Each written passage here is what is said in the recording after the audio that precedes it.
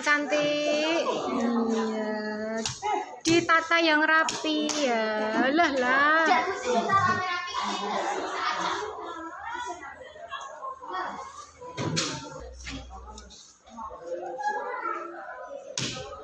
Tidak boleh ngecek.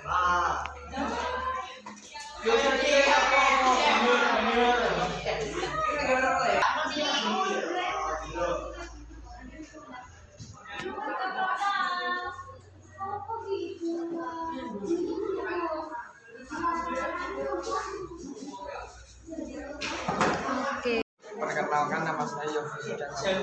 Saya merasa sangat senang saat kelas saya menerapkan keyakinan kelas, karena dengan penerapan keyakinan kelas menjadi lebih kondusif dan kami dapat menerima pembelajaran dengan maksimal dengan suasana hati yang riang gembira.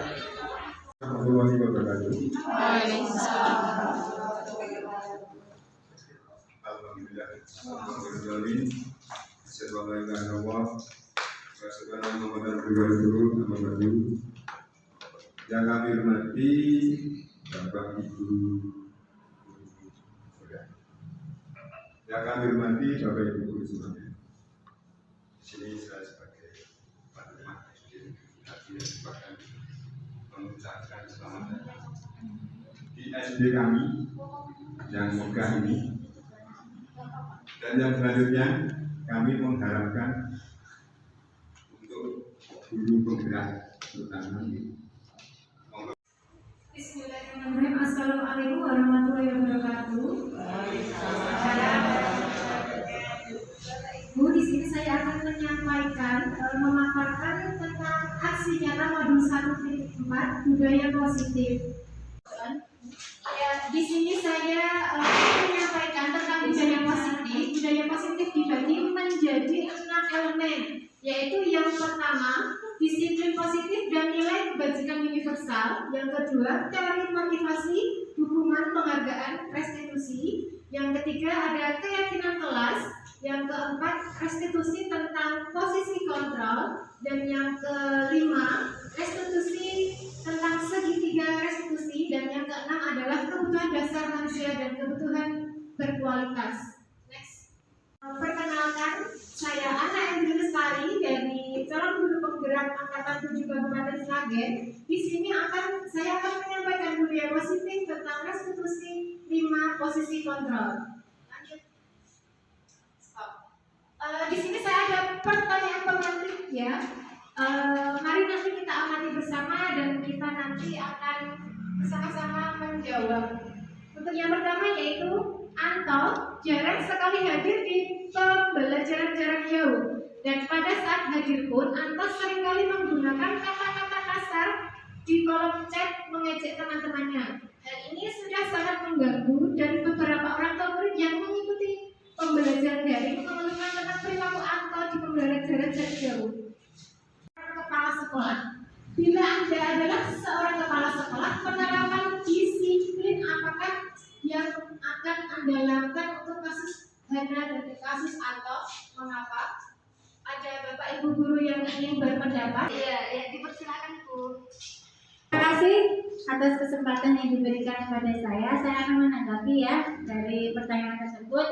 Sebagai seorang kepala sekolah, saya akan bertanya ya, menanyakan kepada Anton, kenapa dia tidak mengikuti pembelajaran jarak jauh dan kenapa dia berkata-kata kasar dalam chat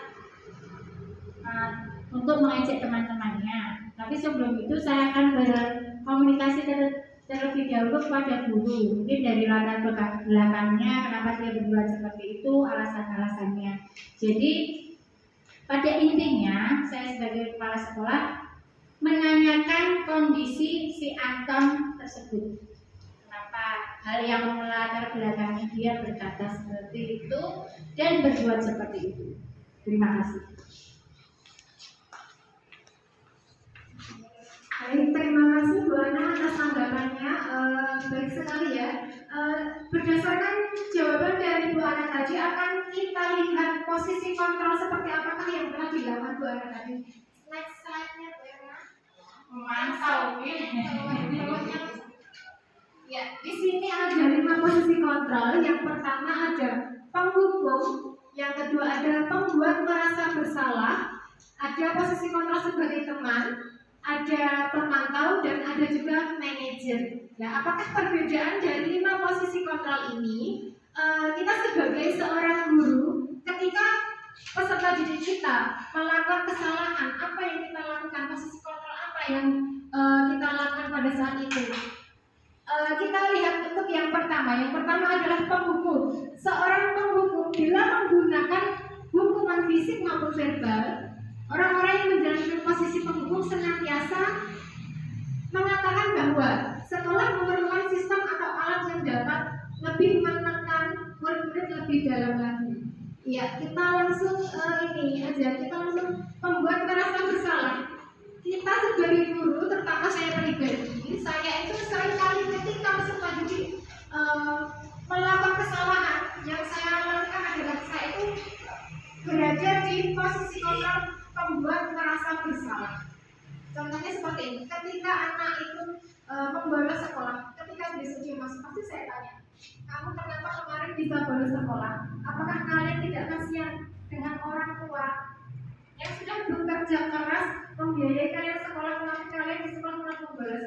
Nah, kita itu posisi kita kontrol kita berarti kita sebagai pembuat merasa bersalah. Gitu.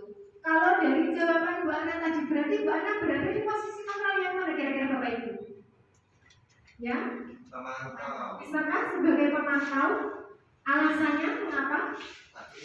Ya, karena tadi Bu Ana menanyakan alasan atau mengapa tidak hadir dalam pembelajaran daring dan kenapa dia berkata-kata kotor di dalam pesan tersebut. Demikianlah pemaparan dari saya. Bapak Ibu mungkin ada yang mau bertanya atau sekedar memberikan tanggapan, dipersilakan. Tanya Bu. Iya Bapak, dipersilakan. Terima kasih atas kesempatannya. Di sini saya ingin bertanya, kita sebagai guru, kira-kira dari kelima posisi kontrol itu mana yang lebih baik, yang lebih tepat untuk kita terapkan, Ibu? Terima kasih. Baik, pertanyaannya sangat bagus sekali. Bisa kita berikan aplaus Bapak Ibu. Dari 5 posisi kontrol ini, manakah posisi yang paling relevan, yang paling baik untuk kita sebagai Bapak Ibu pendidik? Di sini ada posisi manajer. Manajer itu adalah posisi di mana guru berbuat sesuatu bersama dengan murid, mempersilahkan murid melawan tanggung jawabnya, mendukung murid agar dapat menemukan solusi atas permasalahannya sendiri. Jadi posisi manajer ini tidak hanya sekedar menjadi teman, menjadi pemantau, dan menjadi pembuat merasa bersalah, tapi dia itu bisa termasuk ke 5 posisi tersebut, dia itu bisa mencakupi keseluruhannya. Seperti itu ya Bapak. Gimana? Terima kasih. Sangat bagus. Jadi posisi manajer bisa mencakup semua posisi. Iya, betul sekali Ya. Bapak. Terima kasih. Terima kasih atas waktu yang diberikan kepada saya. Semoga pemaparan saya tadi dapat bermanfaat bagi kita semua, Bapak Ibu. Saya cukupkan sampai di sini. Terima kasih sekali atas waktunya. Sekian, assalamualaikum warahmatullahi wabarakatuh.